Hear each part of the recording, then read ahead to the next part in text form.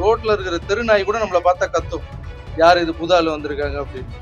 அந்த தெருநாய் இருக்குல்ல, அதுக்கு பிடிச்ச பிஸ்கெட் போடணும். ஒரு சில தெருநாய்ங்கெல்லாம் பார்த்தீங்கன்னா பிஸ்கெட் சாப்பிடும், பிரியாணி தான் சாப்பிடும், நான்வெஜ் தான் சாப்பிடும். அதுக்கு பிடிச்ச மாதிரி செஞ்சு அதை போட்டு அது நம்மளை கத்தாம பார்த்துடணும். ஒரு வீட்டுக்கே இவ்வளோ ஆகுதுன்னா ஒரு நாட்டை கொடுத்துருக்கீங்க, கொஞ்சமாவது டைம். கரண்ட் போதா எல்லாருக்கும்? கரண்ட் நைட் ஆனால் டெய்லி சோலார் சிஸ்டம்னு ஒன்று கண்டுபிடிச்சானுங்க, யாராவது ட்ரை பண்ணீங்களா? இஷ்யூ ஆகுதா? சரி பரவாயில்ல, ஒரு 6 மாதம் கேட்காதீங்க, என் வீட்டில் கூட கரண்ட் எடுத்துக்கோங்கன்ற. நான் எனக்கு இந்த சோலார்லேருந்து எப்படி வெயிலேருந்து ஒரு 2 வயரை வச்சு ஒரு 2 மோட்டரை வச்சு எப்படி ஃபேனை க்ரியேட் பண்ணி எனக்கு தெரியும், நான் பண்ணிக்கிறேன் ஜாலியாக. ஓகே என்னங்க இப்போ அவர் நீங்கள் கேள்வி கேட்ட மட்டும் உங்களுக்கு என்ன கரண்ட் வந்துடுவாங்க போகுது? அவர் மைக்கு முன்னாடி வச்சுட்டு ஏன் இப்படி நடந்துச்சு அப்படின்னா கரண்ட் ஆன் ஆகிடுமா உங்கள் வீட்டில்? ஆகாதுல்ல, ஏன் கேட்குறீங்க?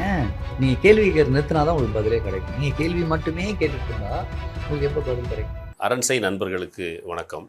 அரண்சை ஊடகம் சுயேட்சையாக இயங்குவதற்காகவே உருவாக்கப்பட்டது. நாம் செய்கிற வேலை உண்மையிலேயே மக்களுக்காக செய்கிறோம் என்பதை நீங்கள் நம்பினால், வாய்ப்பு இருந்தால் இந்த ரேசர் பே QR கோடுக்குள்ளே நீங்கள் அதை ஸ்கேன் பண்ணி எங்களுக்கு உங்களால் இயன்றதை விருப்பம் இருந்தால் ஆதரவு தெரிவிக்கலாம். வணக்கம், இது அரண்சை. நான் தேவா பாஸ்கர். தமிழக வெற்றி கழகத்தினுடைய ஆட்சிக்கு முட்டு கொடுக்குறேன் அப்படின்ற பேர்ல 2 பீஸ் தங்களுடைய கருத்துக்களை தெரிவிச்சிருக்கு. குறிப்பாக சண்டே அதுவுமாக மக்களுக்கு ஒரு பெரிய கண்டென்ட் கொடுத்துட்டு அவங்க 2 பேரும் போயிட்டாங்க. யார் அந்த 2 பேரும், அவங்க என்ன கருத்தை பேசினாங்க, இந்த கருத்தை நாம் எப்படி பார்க்கணும் அப்படின்னு தான் அந்த வீடியோல நம்ம பார்க்க போறோம். இந்த 2 நபர்கள் வேறு யாரும் கிடையாது, தமிழக முதல்வர் விஜயனுடைய தீவிரமான ஆதரவாளர்கள். மிஸ்டர் மாஸ்டர் மகேந்திரன் கிட்டத்தட்ட ஒரு 45 வருஷமா இன்னும் மாஸ்டரா இருக்க ஒரே ஆள் அவர் தான். நான் சின்ன வயசுல பார்க்கும்போதே அவர் ரொம்ப சின்ன பையனா இருந்தார். இப்போ கிட்டத்தட்ட ஒரு இருக்கும் 40-45 வயசு இருக்கும். இன்னைக்கும் மாஸ்டர் மகேந்திரனா அவர் சுத்திட்டு இருக்காப்புல. அவர் ஒருத்தர். இன்னொருத்தர் நம்மளுடைய ராகவா லாரன்ஸ் மாஸ்டர் மக்களுக்காக வெயிட் பண்ணிட்டு இருக்காரு. மக்கள் அரசியல் குதிச்சு தமிழ்நாட்டை காப்பாத்துங்கன்னு சொல்றதுக்காக வெயிட் பண்ணி திருச்சி கிழக்குல போட்டிடலாம் அல்லது அண்ணாமலை கட்சியில ஜாயின் பண்ணலான்னு வெயிட் பண்ணிருக்காரு. மோஸ்டா திருச்சி கிழக்கு தான். இவங்க 2 பேரும் தமிழக முதல்வர் விஜய் காப்பாத்துறேன், அவங்களுக்கு முட்டு கொடுக்குறேன்ற பேர்ல தமிழக மக்களை ரொம்ப இழிவுபடுத்தி, தமிழக மக்களை ஒரு சுயமரியாதை இல்லாத மனிதர்களாக கருதி ரொம்ப கேவலமான கருத்துக்களை முன்வச்சிருக்காங்க. நீங்களும் கூட பார்த்திருப்பீங்க. கரண்ட் கட் பத்தி ஒரு கேள்வி மாஸ்டர் மகேந்திரன்ட்ட கேட்கறாங்க. தமிழ்நாட்டுல ஆட்சிக்கு வந்துட்டாங்க, பட் நீங்க விட்ட பில்டப் மாதிரிலாம் ஆட்சி இல்லையே, வந்தா பாலாரும் தேனாரும் ஓட போகுது, தமிழ்நாட்டை தலைகீழா திருப்ப போறாரு, இப்பெல்லாம் நிறைய ஊட்டிட்டு இருந்தீங்களே, ஒன்னும் மாறல. இன்ஃபேக்ட் அதோட கேவலமா போயிடுச்சு நிலைமை, தமிழ்நாட்டு இருந்த நிலையோட பின்னாடி இழுத்துட்டு போயிட்டு இருக்கீங்களே அப்படின்ற மாதிரியான ஒரு கேள்வி. தமிழ்நாட்டுல இவ்வளவு பவர் கட் நடந்துட்டு இருக்கே அப்படின்ற அந்த கேள்வி முன்வைக்கிறார். தமிழ்நாட்டுல பவர் கட் மட்டும் நடக்கல, எந்த சட்டம் ஒழுங்கு, எந்த பெண்கள் பாதுகாப்பு அப்படின்னு சொன்னாரோ அது எல்லாமே சந்தி சிரிச்சிட்டு இருக்கு.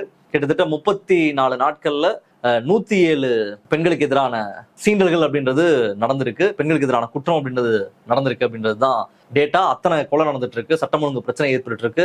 மோஸ்ட் ஆஃப் த கேசஸ்ல தமிழக வெற்றி கழகத்தினுடைய மெம்பர்ஸே குற்றவாளிகளாக பெண்களுக்கு எதிரான குற்றங்கள்ல இருக்காங்க. MLA சரவணன் மீது புகார் அப்படின்றது வெளிப்படையாக இருக்கு. தமிழக வெற்றி கழகத்தினுடைய பெண்களே மிஸ்யூஸ் பண்ணப்பட்டிருக்காங்க, பாலியல் சூழலுக்கு உள்ளாக்கப்பட்டிருக்காங்க. ஆனா தமிழக வெற்றி கழகம் அதை பற்றி எந்த கவலையும் இல்லாம அந்த கட்சியினுடைய தலைமை, அந்த கட்சியினுடைய நிர்வாகிகள் யாரும் எதை பற்றியும் பேசாமல், அதற்கு உரிய விளக்கத்தையும் கொடுக்காமல் ஏமாத்திட்டு இருக்காங்கன்றதுதான் உண்மையாக இருக்கு. அப்போ ரொம்ப கேவலமான நிலையில தான் இது எல்லாமே போயிட்டு இருக்கு. அப்படி இருக்கும் பட்சத்துல மின்வெட்டை பத்தி மாஸ்டர் மகேந்திரன் ஒரு கேள்வி கேட்கும் பொழுது அவ்வளவு திமிரா, அவ்வளவு தெனாவட்டா, எகத்தாளமா, என்ன கேள்வி கேட்ட மட்டும் நீங்க என்ன கரண்ட் வைக்க போறீங்களா? கரண்ட் கட் ஆமா இருக்கு. சோலார் சிஸ்டம்ல இருந்து சோலார் பவர்னு ஒன்று இருக்கு, அதுல இருந்து எப்படி அது ஒரு ஆல்டர்னேட் ஃபார்ம் ஆஃப் எனர்ஜி, அதுல இருந்து மின்சாரத்தை உண்டாக்கலாம், அதுல இருந்து கொண்டு வரலான்றது ரொம்ப நாளா எனக்கு. அது சோலார் பவர்னு கூட அவர் சொல்லல, சோலார் சிஸ்டம் அப்படின்னு ஏதோ சொல்லிட்டு இருக்காரு. சோலார் சிஸ்டம்ல ஒரு வீட்டுல ஃபேன்லாம் வச்சு இவர் ஒரு ஆல்டர்னேட் ரெடி பண்ணிட்டு வரோம். அந்த மாதிரி நம்ம எல்லாரும் கடந்து போயிடணுமோ? ஆக்சுவலா குழந்தைய வச்சுக்கிட்டு, முதியவர்களை வச்சுக்கிட்டு, பேஷண்ட்ஸ், அவ்வளவு உடம்பு சரியில்லாத நபர்களை வச்சுக்கிட்டு நைட்டு கரண்ட் இல்லாம, அதாவது ரொம்ப ரொம்ப ஒரு பேசிக்கான நீட் அப்படின்றது எலக்ட்ரிசிட்டி. அந்த பிரச்சனையை தமிழ்நாடு மக்கள் சந்திச்சுட்டு இருக்காங்க.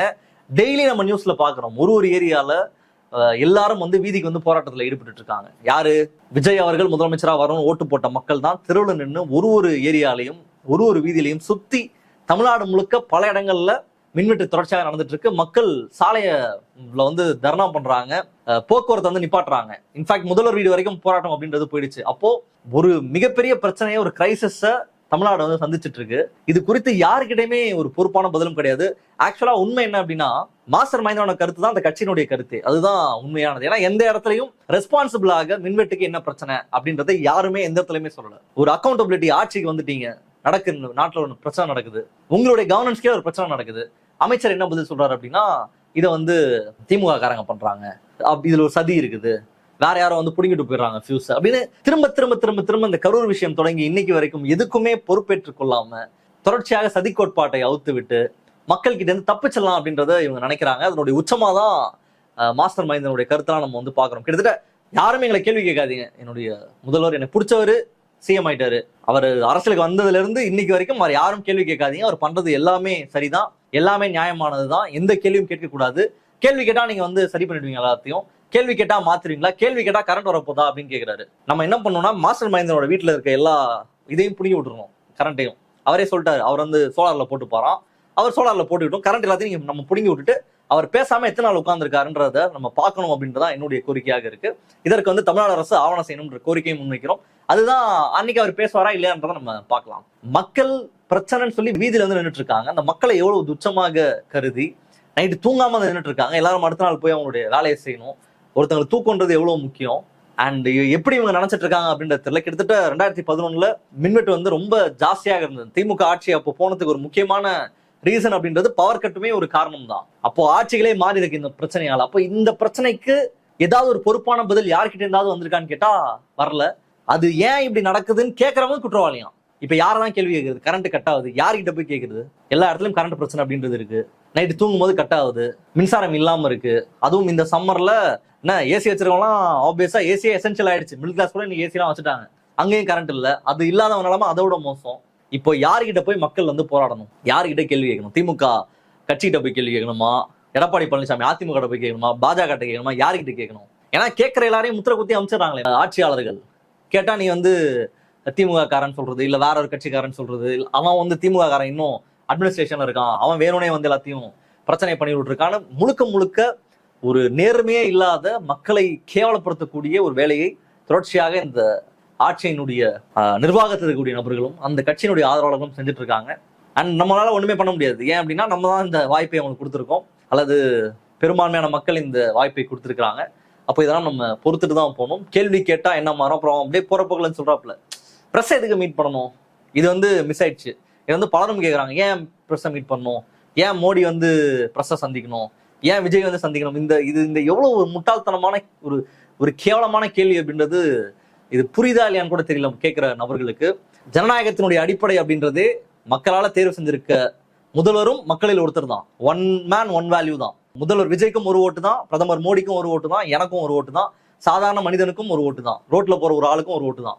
இங்க யாரும் மேல கீழே அப்படின்லாம் கிடையாது. இது மன்னராட்சி கிடையாது.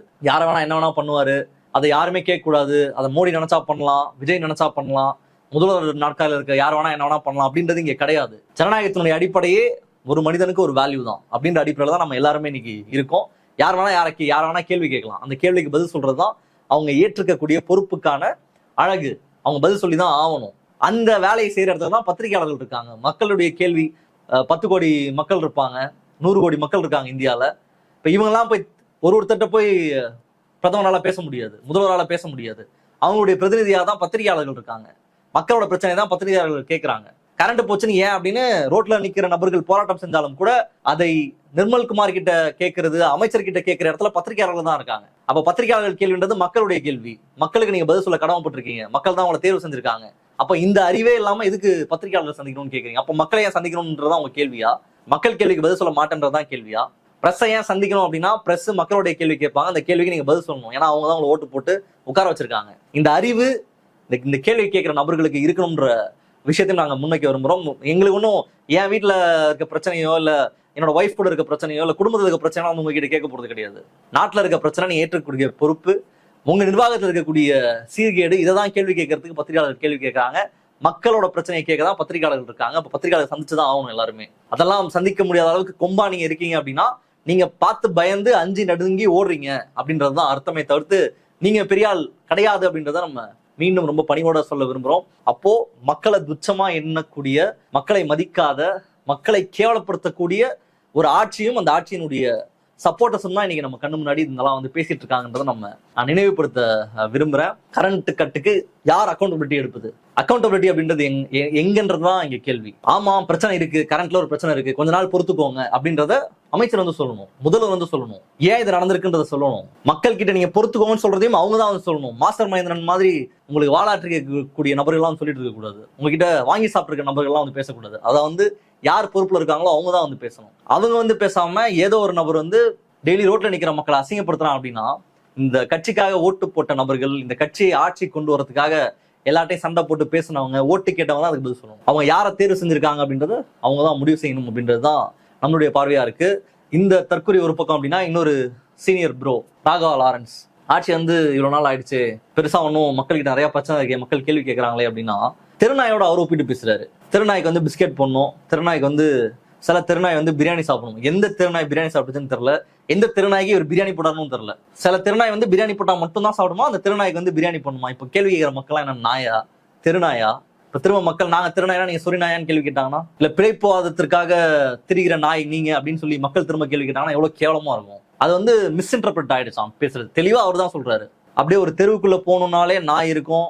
அந்த நாய் யார் எந்த தெருவுக்குள்ள அவர் வந்தாரு? சிஎம் ஆயிருக்காரு தமிழ்நாட்டுல, மக்கள் எலெக்ட் பண்ணி சிஎம் ஆயிருக்காரு. இப்போ ஓட்டு போடுவாங்களா நான் நாயா? இப்படி ஒரு புத்தி வருது, இப்படி ஒரு உங்களுக்கு பேசலன்னா எதுக்கு பேசுறீங்க? முதல்ல பேசலாம், அமைதியா உட்காருங்க, அறிக்கை விட்டுட்டு கிளம்பி போங்க. மக்கள் தான் தேர்வு செஞ்சிருக்காங்க. புதுசா நம்ம ஒரு ஏரியாக்குள்ள போறோம், அங்க நாய் குலைக்கணும், இது என்ன மாதிரியான ஒப்பீடு? அண்ட் இவர் வந்து தெரியாம பேசல, அல்லது மக்கள் வந்து நாய் கூட ஒப்பிட்டுலாம் இவர் பேசிட்டாரு அப்படிலாம். இதுதான் மொத்தமாவே அவங்களுடைய மனநிலையே. யாருக்காவது ஒரு பயம் அப்படின்றது இருக்கா? மக்கள்ல போய் நம்ம சந்திக்கணும். இது வழக்கமா வந்து அதிகாரிகிட்ட தான் அந்த பயம்லாம் இருக்காது. ஏன்னா அவங்க என்னைக்குமே மக்களை சந்திக்க போறது கிடையாது. அவங்களுக்கு அந்த பயம்லாம் கிடையாது. அவங்க படிச்சு நான் பாஸ் பண்ணி வந்திருக்கேன், என்னோட இன்ஃபுளுன்ஸ்க்கு என்ன வேணா பண்ணிக்கிறேன்ற நினைப்புல தான் இருப்பான். கிட்டத்தட்ட இதுவும் இன்னைக்கு அப்படிதானே. ஏன்னா மக்களை சந்திச்சு, மக்களுக்காக வேலை செஞ்சு, மக்களுக்காக ஒரு 10-15 ஆண்டுகள் உருண்டு இருண்டா பதவிக்கு வந்திருக்காங்க. ஒரு ஃபேஸ், அந்த ஃபேஸுக்கு தமிழ்நாடு கொடுத்துருக்கக்கூடிய வாக்கு, அந்த வாக்கின் வாயிலாக தான் எல்லா நபர்களும் இன்னைக்கு அமைச்சர்களாக வந்து அமர்ந்திருக்காங்க. எங்கேயாவது ஒரு ரெஸ்பான்சிபிலிட்டி இருக்கா? சட்டம் ஒழுங்கு பிரச்சனை குறித்து புசி ஆனந்த் கிட்ட ஒரு கேள்வி கேட்கிறாங்க அமைச்சர்கிட்ட. அவர் வந்து அப்படியே பிரஸ் கிட்டே சைட்ல கேட்கிறார், துளசி நல்லா இருக்கியாமா, வந்திருக்கியாமான்னு கேட்கிறாரு. சட்டம் ஒழுங்கு பிரச்சனை இப்படி நடந்துட்டு இருக்கு, இவ்வளவு கொலை நடந்துட்டு இருக்கு, பெண்களுக்கு எதிரான பாலியல் சூழல் நடந்துட்டு இருக்கு. இப்ப இது குறித்தெல்லாம் இந்த அரசுக்கு கவலை இருக்கா இல்லையா அப்படின்னா அதெல்லாம் கிடையாது. ஃபுல்லா ஜிகனா காட்டுற வேலையை தான் செஞ்சுட்டு இருக்காங்க. அண்ட் தெருநாயி மக்கள் வந்து எது கேள்வி கேட்குறீங்க, ஏன் பேசுறீங்க? 6 மாசம் வந்து நீங்க ஏன் கேள்வி கேட்குறீங்க? 6 மாசம் வந்து பேசக்கூடாது, 1 வருஷம் வந்து பேசக்கூடாது. இதை வந்து யார் கண்டுபிடிச்சு சொன்னான்றது நமக்கு தெரியவே இல்லை. 6 மாசம் பேசக்கூடாது, 6 மாசம் அமைதியா இருக்கணும். பிரச்சனையை பேசனப்பா செய்வாங்க.